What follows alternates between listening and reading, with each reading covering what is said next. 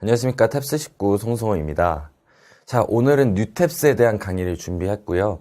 발표가 된 뉴탭스에 대해서 여러분들이 궁금해하실 부분들, 가장 중요한 부분들, 엑기스들을 모아서 이번 강의 준비했습니다. 15분, 20분 정도 소요될 거니까 이것만 딱 들으시면 일단 기본적으로 지금 당장의 뉴탭스 대응법 여러분들 모두 이해해서 이제 진행해 나가실 수 있을 겁니다.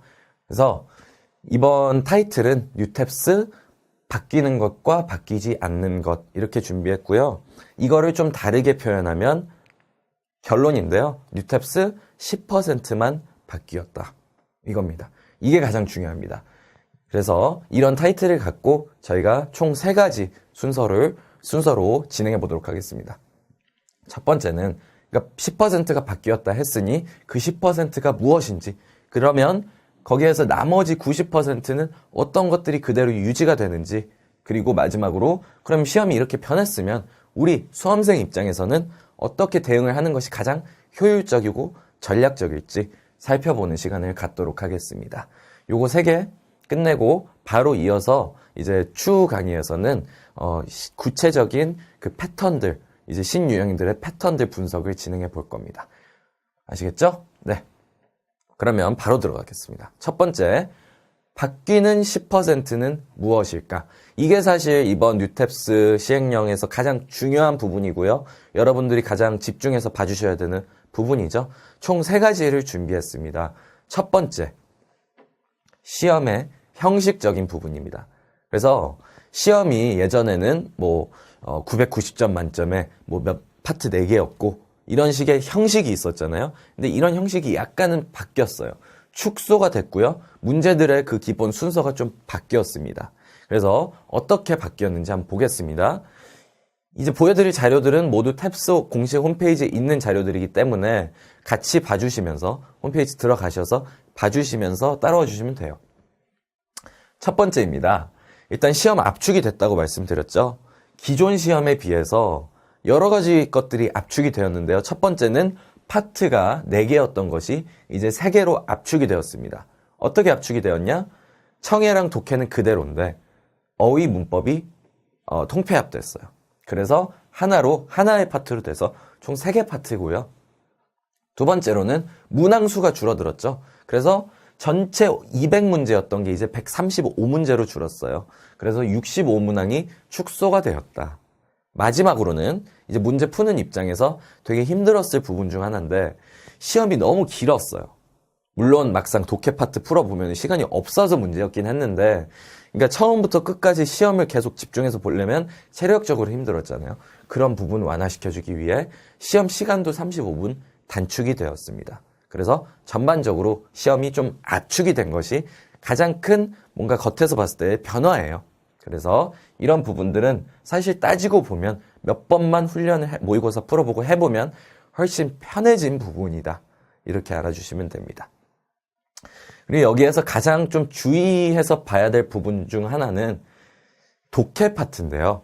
보시면은 독해 파트는 원래 40문항이었던 게 35문항이 됐습니다. 즉 5문제가 줄었어요. 근데 청해 파트를 보면요. 원래 60문항이었던 게 40문항으로 줄었어요. 20문제나 줄었습니다. 이건 무엇을 뜻하나요? 청해는 대폭 축소가 됐지만 독해 같은 경우는 가장 적은 비율로 축소가 됐다 이겁니다.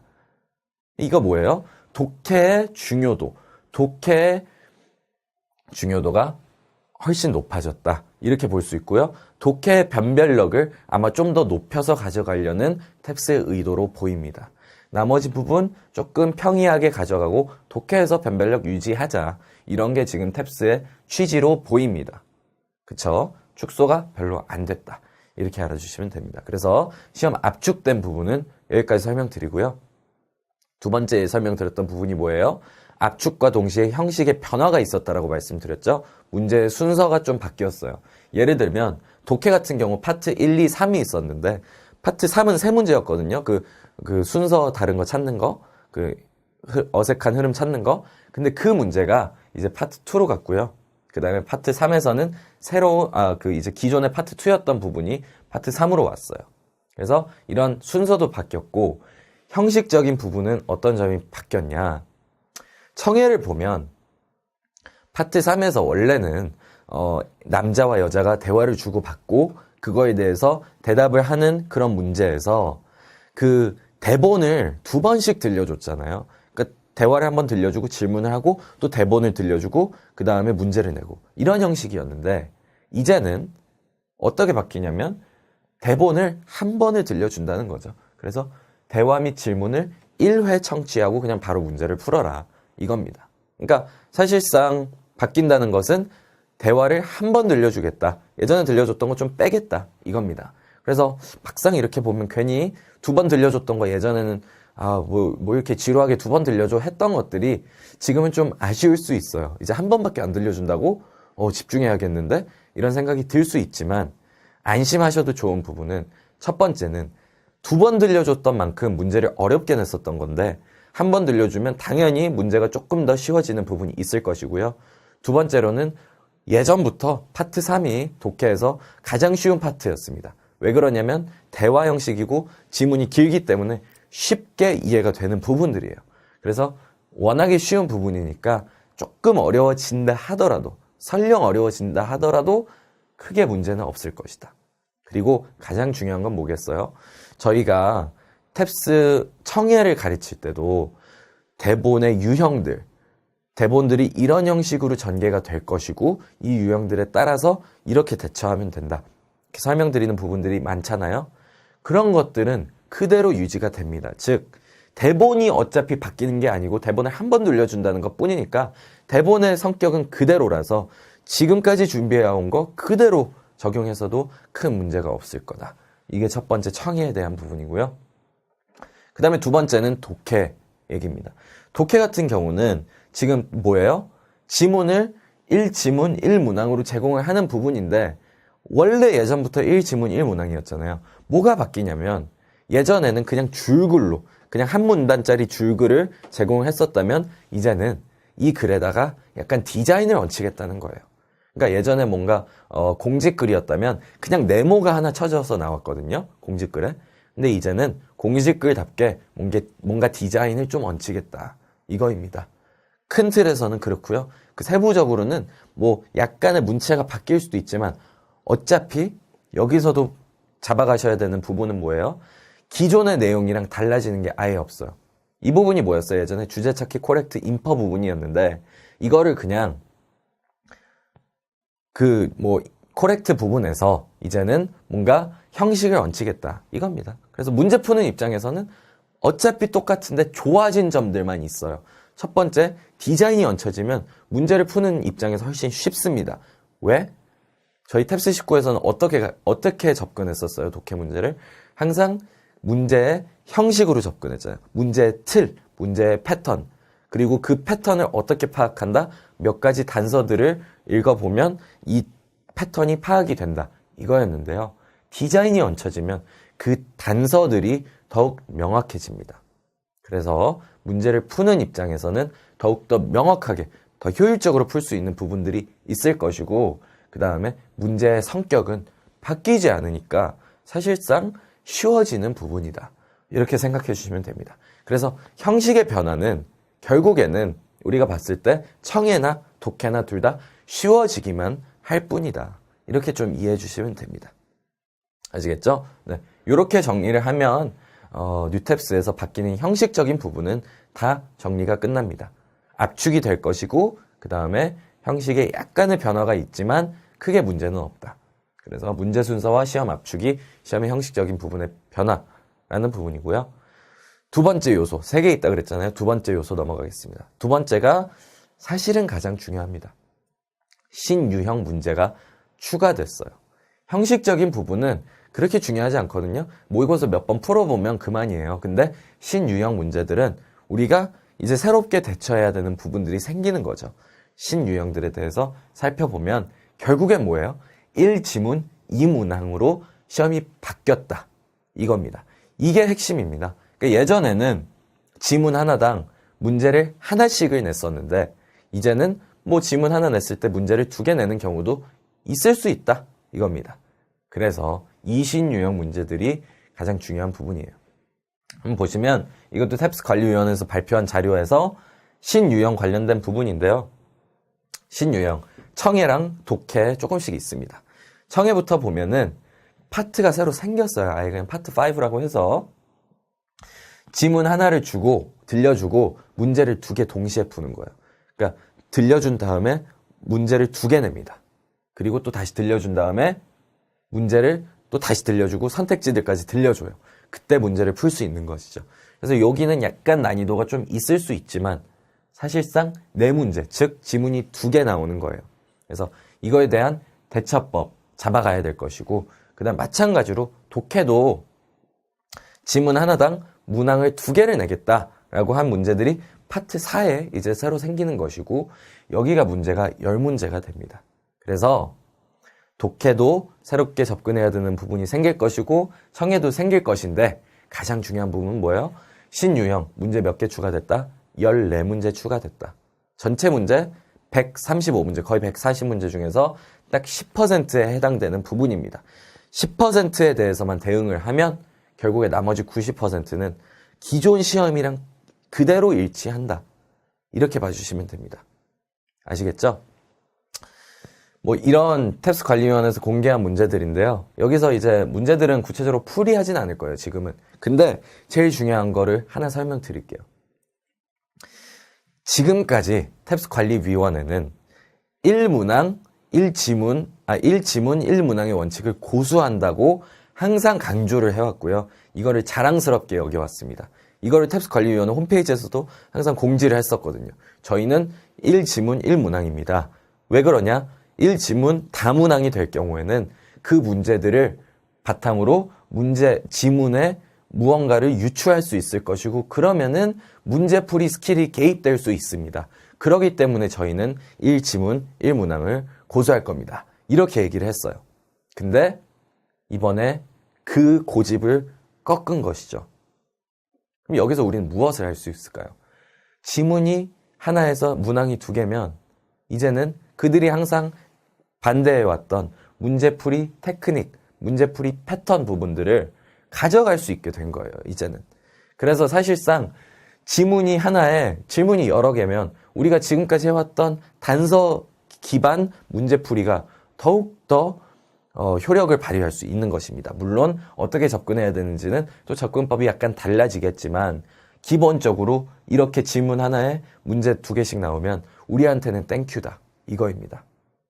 아시겠죠? 그래서 이 부분이 가장 중요해요. 이런 단서들이 여기저기 이제 심어질 것인데 이런 걸 갖고 어떻게 판단해서 문제를 더욱더 효율적으로 풀 수 있냐, 이게 관건이 되는 부분입니다. 아시겠죠? 네, 뭐 이런 형식이 나온다라는 것도 알아주시면 되지만 제일 중요한 거, 사실 더 쉬워질 수 있을 것이다. 근데 기존에 우리가 항상 비판해온 문제풀이 방식대로 풀어온 학생들에게는, 즉 처음부터 읽고 문제 이해하고 그 다음에 문제를 풀려고 했던 학생들에게는 되게 어려워진 시험일 거예요. 왜냐면은 지문의 길이가 2배가 됐는데 한 문제를 풀기 위해 2배 되는 양을 읽고 다음 문제를 갔을 때는 또 본인이 뭘 찾아야 되는지 몰라서 다시 올라가서 또 읽고, 그러면 헤매는 시간은 더 늘어날 수밖에 없거든요. 그래서 우리 뭔가 전략적으로 접근하는 학생들에게는 더욱 유리해지는 시험이고, 뭔가 처음부터 읽고 어떻게든 풀어보려고 하는 학생들에게는 좀 어려워지는 시험이다. 이렇게 정리를 할 수 있습니다. 이거는 여러분들 홈페이지 가셔서 직접 풀어보세요. 제가 무슨 말을 하는지 정확히 이해가 되실 것이고요. 구체적인 문제풀이 방법은 추후 강의에서 또 설명을 드릴 것이니 그때 학습하시면 되겠습니다. 어쨌든 신유형은 정리하자면 1지문 2문항이라는 건데 청해랑 독해에 나온다. 총 전체 문제의 10% 정도밖에 해당이 되지 않기 때문에 그렇게 큰 비중은 아니다. 그리고 마지막으로는 시험의 난이도적인 부분입니다. 제가 뭐 앞서 이제 형식적인 부분이랑 신유형 설명드리면서 좀 구체적인 예시들을 드렸습니다만, 시험의 난이도, 기본적으로 탭스관리위원회 이번에 개편을 하면서 하려고 하는 것은요, 시험의 난이도를 조금은 조절을 하려고 하는 거예요. 소폭 하향 조정을 하면서 탭스의 위험은 그대로 유지해서 탭스 시험을 치는 사람들이 뭔가 뭐 대학원이나 뭔가 환산 점수가 있는 곳들, 토플 점수를 내도 되고 탭스를 내도 되는 곳들에서 탭스를 조금 더 유리하게 가져가서 조금은 더 탭스를 많이 쳐라. 좀 쉬운데 그래도 위험은 여전하니 탭스로 다른 데 들어가도 된다. 이런 식의 전략일 것이라고 판단이 되고요. 문제들 어떻게 변했는지 보면 그랑 좀 일치한다 이렇게 보입니다. 시험 난이도는 하향 조정이 됐기 때문에 여러분들 문제를 풀 때 특히 체감적인 부분은 형식적인 부분이랑 신유형만 좀 대응이 되면 체감 난이도 훨씬 낮아질 겁니다. 그래서 좀 안심하시고 바뀌는 10% 그렇게 어렵지 않다. 이렇게 좀 알아두시면 되겠습니다. 이게 바뀌는 10%의 전부입니다. 그 이상 바뀌는 게 없고요. 나머지 90% 제가 언급하지 않은 나머지 요소들 전부 강의에서 되게 많은 요소들을 다루잖아요. 탭스에 대해서 해부를 해드리잖아요. 나머지 부분들은 그대로 일치합니다. 그래서 요것도 세 가지가 있는데요. 첫 번째입니다. 나머지 90문제들의 패턴들은 그대로 유지가 될 것입니다. 아시겠죠? 당연한 거예요. 왜? 신유형이 10%밖에 안 되니까 당연히 기존 유형이 90%고 기존 유형을 굳이 패턴들을 바꿀 필요가 없거든요. 왜? 출제 기관도 그대로예요. 그러니까 출제 기관도 그대로인데 문제들의 패턴을 바꿀 이유가 없습니다. 그 90문제들에 대해서는. 그래서 지금까지 항상 기출문제집에서도 저희가 증명을 해드린 것처럼 적중률 95%의 문제들, 패턴들 그대로 유지가 될 것이다. 첫 번째 가장 중요하고요. 두 번째는 시험의 기본 성격도 유지가 됩니다. 완전 개편이 아닌 거죠. 90%가 그대로 유지되는데 완전 개편이 아니에요. 뭔가 시험을 모르는 사람 입장에서 봤을 때는 뭔가 확 바뀐 것 같아요. 990점짜리가 600점 된 것 같고. 하지만 시험을 보면 기본 성격은 그대로 유지가 되는 것입니다. 그리고 마지막으로 방금 설명드렸지만 이 위 두 가지가 가능한 이유는 사실상 출제기관이 탭스관리위원회, 서울대 언어교육원 유지되기 때문에 그 속에 있는 교수님들이 그대로 출제를 하기 때문에 유지가 될 수밖에 없는 부분입니다. 큰 틀에서 유지가 될 수밖에 없어요. 그래서 정리를 하자면 결국에 90%가 바뀌지 않을 것이고 적중률은 유지가 될 것이다. 나머지 10%에 대해서도 저희가 유형별로 분석을 해서 적중률을 끌어올린 거잖아요. 나머지 신유형들도 유형 분석을 해서 적중률을 끌어올릴 것이다. 또 5월, 6월, 7월 처음 시행되는 뉴탭스 쉽게 출제가 될 것이고 신유형들은 그러면 그런 걸 바탕으로 적중률을 높일 수 있을 것이다. 이렇게 알아두시면 되겠습니다. 저희 탭스 19 어학연구소는 현재 연구원들이 어디에 초점을 다 두고 있냐 이제 기존 문제들 뿐만 아니고 나머지 신유형들의 적중률 어떻게 잡을 것인지 여기에 초점을 이미 두고 있습니다. 안심하시고 그냥 따라오시면 되겠습니다. 이해되시겠죠? 네. 그럼 마지막으로 자 10%가 바뀌고 90% 유지가 되는데 우리 어떻게 대응해야 되는지 어떤 전략적인 입장을 취해야 되는지 설명드리겠습니다. 또 세 가지예요. 첫 번째, 일단은 현재 공부에 충실하시면 됩니다. 지금 5월 12일부터 뉴탭스가 시행이 되거든요. 그건 무슨 말이냐? 4월 7일 시험까지는 4월까지는 우리가 기존 탭스를 준비를 하고 뉴탭스를 아예 안 보고 그냥 탭스 졸업해버리는 것이 이상적이고 베스트 상황이죠. 그게 우리의 1차 목표여야 합니다. 아시겠죠? 그래서 현재 공부에 충실하자. 두 번째는 4월부터 뉴탭스를 대응하면 된다. 이겁니다. 뉴탭스가 5월에 발표가 되는데, 5월에 시행이 되는데, 결국에 되게 소수 문제들만 바뀌는 것이기 때문에 이 문제들 대응은 어차피 4월 초 한 달간 시작을 해도 늦지 않다. 이렇게 알아두시면 됩니다. 대응은 4월부터 뉴탭스는 하시면 되고요. 그 다음에 무료 컨설팅. 우리가 대응을 이때부터 할 거지만 여러분들이 그 전에 궁금해하신 부분들이 많을 거예요. 뭐 이건 어떻게 되나요? 저건 어떻게 되나요? 이런 궁금증들은 모두 저희 무료 컨설팅을 통해서 이메일 컨설팅을 통해서 대답을 해드리겠습니다. 이거는 수강생들 뿐만 아니라 비수강생들, 예비 수강생들, 절대 수강하지 않겠다 싶은 학생들 다 포함이고 다른 학원 강사님들, 뭐 인터넷 그냥 뭔가 정보 수집하려는 학생들 모두 상관없이 질문 주시면 우리가 무료로 대답해 드리도록 하겠습니다. 저희가 탭스 관리위원회랑도 많이 소통을 하고 있고요. 일반적인 학생들, 일반적인 수험생들보다는 되게 많은 정보들을 보유하고 있잖아요. 그런 정보들을 토대로 저희가 컨설팅을 해드릴 테니까 저희한테 질문 주시면 모든 내용 저희가 대답할 수 있는 한 다 대답해 드리도록 하겠습니다. 아시겠죠? 여러분들 입장에서 뉴탭스 어떻게 대응해야 된다? 정리하자면 딱 세 가지인데 지금 당장은 현재 공부에 충실하는 것이 우선이다. 왜? 뉴탭스가 돼도 그렇게 크게 변하지 않고 10% 약간 변하는 것이다. 그 10%는 언제 대응해야 되냐? 4월부터 대응해도 늦지 않고 그게 가장 전략적이다. 마지막으로 근데 도중에 중간중간 생기는 궁금증들 있을 수 있는데 그런 점들은 탭스 19 무료 컨설팅 통해서 이 제목으로 보내주셔야 됩니다. 이 제목으로 보내주면 탭스 19가 무료로 컨설팅 해드린다.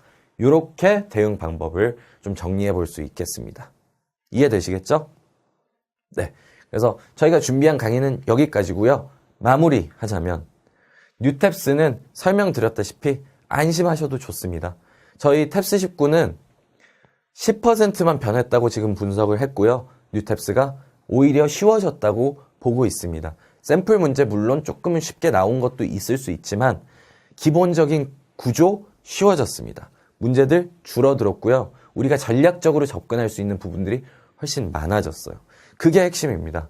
지금 사실 탭스 19 저희 관리자들은 뉴탭스에 대해서 소문을 들었을 때부터 약간은 긴장했던 부분들이 어떻게 문제들이 바뀔지 어떤 방향으로 바뀔지 좀 걱정을 했거든요. 근데 중요한 것은 무엇이냐? 지금 뉴탭스가 바뀐 방향 보면요. 패턴형 접근법이 더욱더 유리해졌고요. 그동안 뉴탭스가 부정해오던 테크닉적인 부분 이제 가능하도록 본인들이 1지문 1문항이라고만 얘기했던 부분 이제 1지문 2문항으로 바뀌었습니다. 더욱더 전략적으로 접근할 수 있는 부분이고 여러분들 부족한 영어 실력 키우면서 그거를 극대화할 수 있는 패턴별 접근법까지 동시에 가져갈 수 있으니까 일단 기본적으로 지금 공부에 매진해 주시고 뉴탭스 대응할 때도 저희 열심히 준비해서 최고의 커리큘럼 항상 제공해 드리는 최고의 분석 자료 또 제공해 드릴 테니 믿고 따라와 주시면 되겠습니다. 오늘 강의는 여기까지 마무리 짓겠고요. 추후 강의에서 또 뉴탭스에 대한 추가 설명 드리도록 하겠습니다. 고맙습니다.